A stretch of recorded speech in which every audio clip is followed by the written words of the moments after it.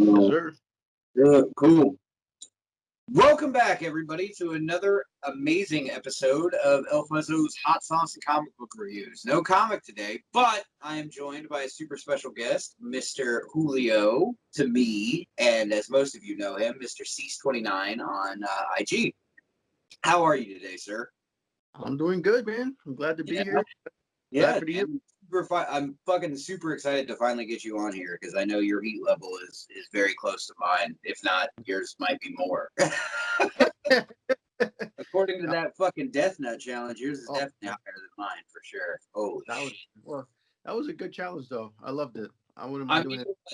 Yeah, it was super good, dude. But like, I think I was actually a little bit unprepared for it. Like, really? Yeah, dude, because I kind of expected it to be like most hot shit, dude. And that last man, that final nut, dude, that death nut, like it really took me into another dimension, man. I was just like, what the fuck? How is this hot? I don't know, but it took me like after 2 minutes of eating that last nut, it was like, all right, I feel it, and I'm like, all right, it's going. But after a while, it actually disappeared. The heat started to go away for a while, though. So that's why, if you notice, I didn't eat anything or even drank anything the whole time. Right. Done. Yeah, no, I fucking had to, man. Like it was just that lingering heat and shit. Yeah. It just, man, it got me good. I'm not even gonna lie. But today we are doing CaJohns black garlic ghost sauce. I don't know if it's CaJohns or CaJohns. I don't know how, because like there's people around here, man. They say CaJohns. CaJohns. I'm like, I don't think you're supposed to say CaJohns, but I could be an asshole and I could be wrong. But I always CaJohns. That's made by CaJohns Fiery Food Company. Most of their sauces, like you sent me the chupacabra that these guys made. I mean, it was on the spicy side. So most of their sauces that I've had before, they definitely pack some heat. Okay. But I figure we'll talk some bullshit. We'll get into some hot sauce, and we'll see where it goes. So I think it'll be a good time. I think it'll be a lot of fun. Of course. But first, before we start, I'm going to ask a minute question that I don't want you to elaborate too much on, but I'm going to ask it anyway. Last Ronin came out Wednesday. Yes. You read it. I read it. Were you surprised? Was I surprised by it? Yes, and just because of certain theories that came out with who the person was. I don't know if you want me to spoil it or not here or not. Okay, but just certain theories that we had discussed before. Yeah, I kind of had the feeling that who it was, but I had other theories as well that kind of not made me think that who it was. You know what I mean? No, I get you. I totally get it. Cool, man. But reading the story was actually great. So I was still kind of like really trying to figure out who it actually was. But it was a good read. Good first issue. Can't wait for the rest. I would definitely agree with that. The first issue was definitely a very solid read. I enjoyed it. I did. Yeah. I very much so enjoyed it. It was written by Eastman and Laird, or just Eastman? Eastman, Laird. I think Waltz was part of that. And there was other writers that were doing it before. Mm-hmm. Apparently, they had some conflict issues. I'm not sure because of scheduling or whatever. Right. The other two were, but then two new other writers or colorists or whoever they were jumped in the first issue. Nope. So. Alrighty, man. Well, I don't know if you need time to open yours. I already got my label cut anyway. My little black stuff cut. Anything on this that I'm able to? Probably not, but son of a bitch. No, I didn't see one on there. I actually had to use my Spider-Gwen blade to cut it open. Okay. No, I got it. There it is. I thought I was going to struggle for a bit there. Yeah. Like I said, man, like I was talking to you off camera, though, like something about the consistency and the color of the sauce, man. Like, I want to do this real quick. It literally reminds me of a soy sauce. It probably more like if it's thick enough, it looks like more like a teriyaki sauce too. So it's not really. Yeah. Well, fucking looking at the ingredients, it says there's sweet soy sauce in it. Mm. So there's soy sauce in it. Yeah. I'm gonna go ahead and open this thing. Give it the old smell test. Ooh, shit! It smells real good. No, yeah, it does. Something that I probably would use on probably some steak or something like that. Oh yeah, it's got like a barbecue-y. Yeah. I can't read my labels because Amazon put a label in front of all the ingredients on mine. Oh yeah, So I can't see it. yeah. Now there's, let's see, Actually, no. the Oh, there. primary other pepper in here besides ghost pepper is Fresno pepper. So I know a lot of those Fresno peppers give off a more sweet type of Yeah. scent. But if you are ready to dive in, sir, I got my spoon. I'm fucking ready. I'm getting my spoon ready. How much you put on your spoon? This much. I don't know. Shit. All right. Put a little I mean, bit more. yeah, a little bit. Fucking. It's a very liquidy sauce, though. Yep. I can tell you that much. No, it's All close. right, man. Well, cheers to you, sir. Let's do it. Do it.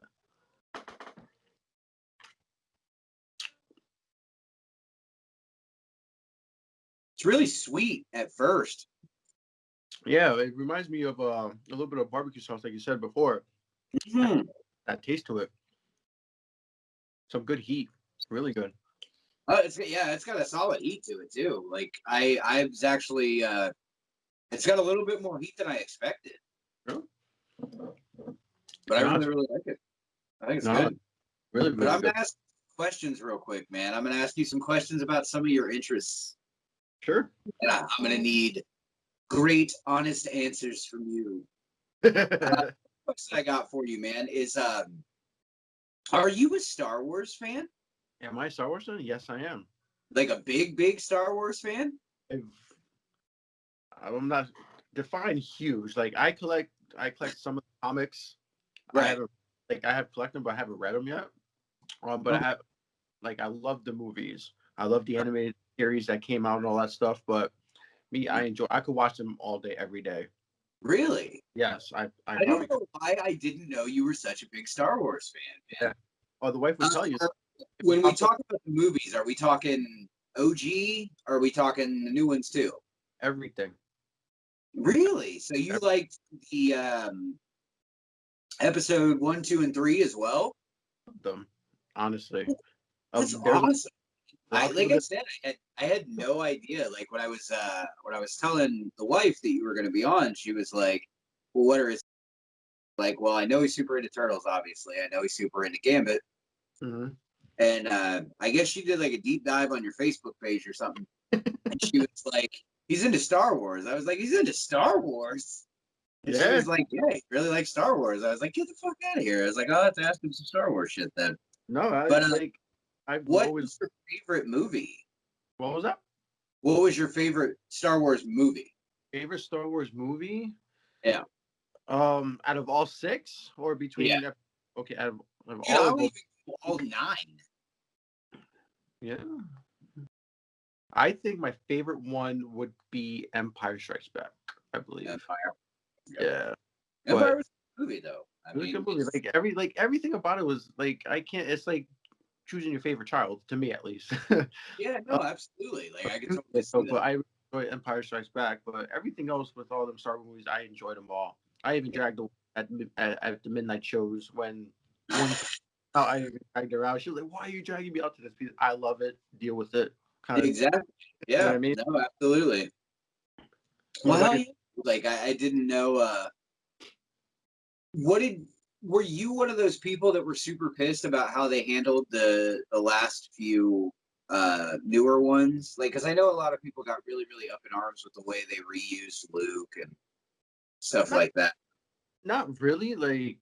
I love Star Wars, but I'm not like really diehard into it and like analyzing like all of it, how they use the characters and stuff like that. Right. I enjoy out of it. Anything that would catch my eye and I would enjoy watching it, I'm not gonna trash on it. I'm gonna sit there, I'm gonna enjoy the movie. You know what I mean? Yep, absolutely, man. Now, do you want to take another? You want to do another spoon? We'll do another spoon. We'll do a spoon for each question. How about that? That's fine with me. I might as well just drink out of the bottle. Yeah, fuck. The only reason I won't do that is because every sauce I buy, the wife likes to try too. So, well, you can leave her half the bottle. Be all right. Right, that's true. All righty, man. Here we go. We'll go number 2, and then we'll talk some more. Man, I'm telling you, like, out of all the shit that's in the sauce, it seems very barbecue-y to me. Like, it does. This one wasn't like, of a hot kick than the first initial that we took. Yeah, it wasn't as hot. It was good though. Still good. Yeah, no, it's still delicious. It's a great sauce. But like,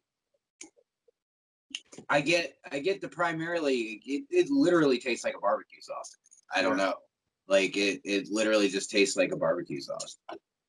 Like I don't know how else to explain it because I try to like deep dive into flavors of the sauces and shit, but like literally the only thing that comes to mind with this one is like barbecue. Yeah, no, I agree 100%. That's what I had when that first bite. It kind of tastes like that barbecue sauce that you get from like a restaurant. Yeah, just stick to it. Yeah, because it's not like a fancy barbecue or anything like they're. No. I mean, most restaurants have like you have your whiskey rivers and your fucking tangy barbecue. This is just like a straight classic barbecue taste. No, yeah. All right, my second question: what drew you to Gambit?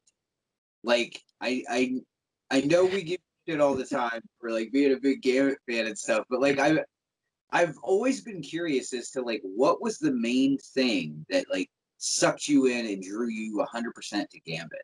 His swag. I can see that. Okay. His swag what drew me in. It's like, but with Gambit, you know how Gambit was always that oddball character and really never part of the. Yeah. He was always part of the X-Men though, but not really like all into it, like popularity with Wolverine, Cyclops, and all them too. Of course. So, yeah. The underdog kind of person and taking that character. Yeah, I can see that. But that's that he has, and like him picking up women, I'm like, kind of reminds me of me as a kid a little bit, like, you know what I mean? But that's what kind of drew me into him, though. But like his passion though for Rogue and all that, like his love for it too, is like that drew me in a lot. And plus, that's really good, man. Yeah, like like I said, I still got to read. I still got to do a deep dive on Gambit myself because, like, as a kid that like doesn't really have a lot of knowledge on the X-Men outside of watching the animated cartoon when I was growing up, because that's where most of my knowledge is from. Yeah. You always saw Gambit. You were always like, "Oh man, he's cool," but like, why is he some people's favorite? Like, I get the Cyclops because he's got that leader mentality, you know, that most kids, when we're younger, we're like, yeah, we want to be the leader of the group. Like, whenever you invite your friends over and shit, you're like, I'm the leader. Yeah.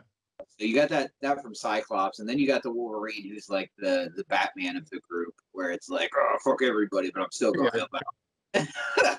Oh, for sure. Then, you have people like Beast, who you're like, oh, he's the smart guy. So that's definitely not me. But like then you have Gambit, and he always was an oddball. Like he was one, but he was always that type is like he cares, but he doesn't care. He does what he wants.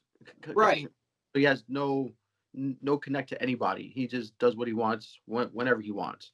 Exactly.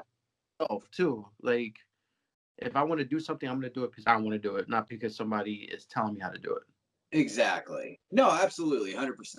And I think like as we grow, that will definitely like because when we're kids, we're that rebellious and stuff like that. But as we grow, our rebellion dies out a little bit, but we still have a little bit of it. But at the end of the day, dude, you just like fuck.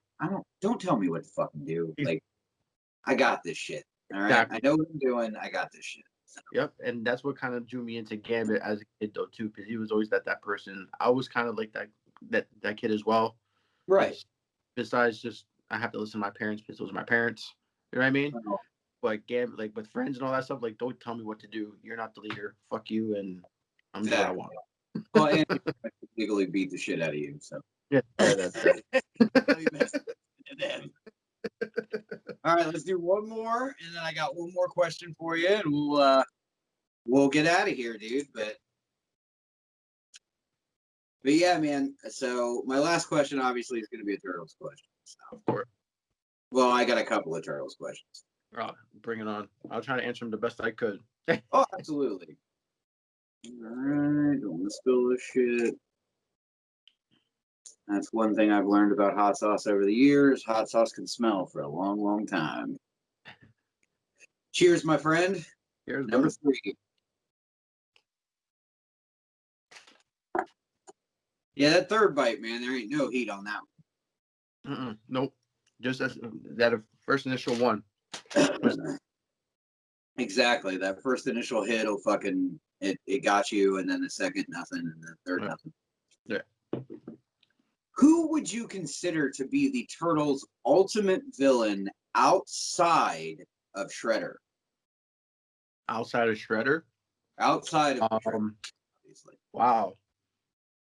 Now talking about reading, there's a lot of villains. Obviously, there's a lot of villains. But besides, Rose Gallery is big as Spider-Man and Batman. Yeah, so you're talking about. I could probably say 2 characters off the bat. Like if we're going back to an animated series, cartoon wise, you're talking about Baxter Stockman, right? And then Krang. Even Krang, part of the current IDW run series as well. But that was later on with Shredder. You got to read it. I'm not going to tell you about it, but good idea. Yeah. But later in the IDW series, Krang is in there. So I think Krang outside Shredder will be Krang. Okay. But there's multiple villains that the Turtles interact with throughout the time. Right, absolutely. Yeah. Like I was always curious as to like outside, because I mean Shredder was like that forever villain. You know what I mean? Like he was basically their Joker, if you will. Because like even though Batman whooped ass on lots of different villains, like Joker was always the main one, and that's how it always kind of felt with Shredder. Is like Shredder and the Clan, no matter who they were beefing with, they always would show up or have something to do with it. And I always wondered because, like, since I've recently started reading more Turtles, no matter what Turtle story you're reading, I feel the name Stockman shows up. Yeah. Like, Baxter Stockman shows up all the time. Exactly. You know, it's like, whether it's just some weird chemical that people are fucking with or this or that, like, Baxter Stockman's name gets dropped all the time.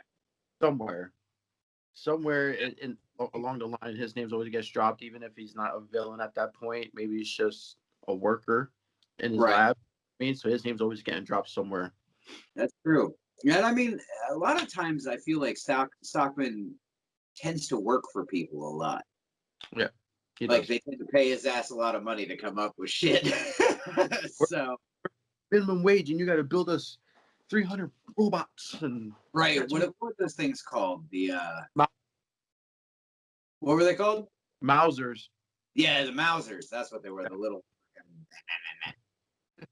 So, who do you feel took Splinter's death the hardest when Splinter did finally die in the books? In the books, are you talking about IDW run series? Well, yeah. Like, whoever took it the hardest, I would think.